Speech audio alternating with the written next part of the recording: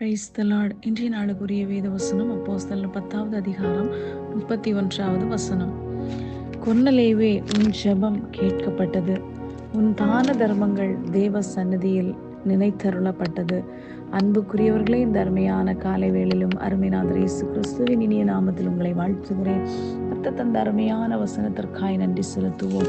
பாருங்கள், இந்த இடத்திலே ஒரு 100க்கு அதிபதியான ஒரு மனுஷனை குறித்து சொல்லப்பட்டிருக்கிறது. பாருங்கள், அவன் எப்படி காணப்பட்டான்? தேவ பக்தி உள்ளவனாய் இருந்தான், அவன் தேவனுக்கு பயந்தவனாய் இருந்தான், தான தர்மங்களை செய்து வந்தான், எப்பொழுதும் தேவனை நோக்கி ஜெபம் பண்ணி கொண்டிருந்தான். பாருங்கள், நம்முடைய வாழ்க்கையிலும் இந்த இடத்திலே அந்த மனிதனுடைய பெயரை மாற்றி உங்களுடைய பெயரை இட்டீர்கள் என்றால் உங்களுடைய ஜெபம் கேட்கப்பட்டது.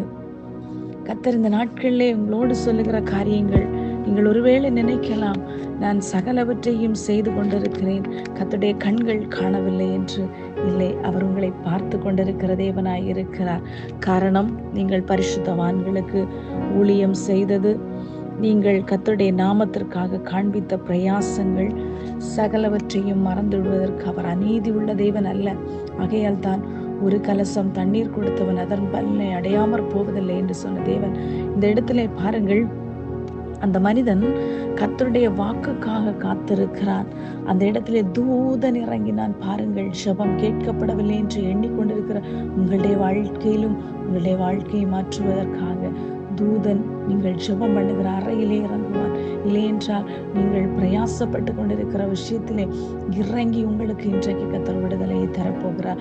காரணம், உங்களுடைய ஜெபம் கேட்கப்பட்டது. அவர் விண்ணப்பத்தை கேட்கிற தேவனாய் இருக்கிறார், உங்கள் கண்ணீரை காண்கிற தேவனாய் இருக்கிறார்.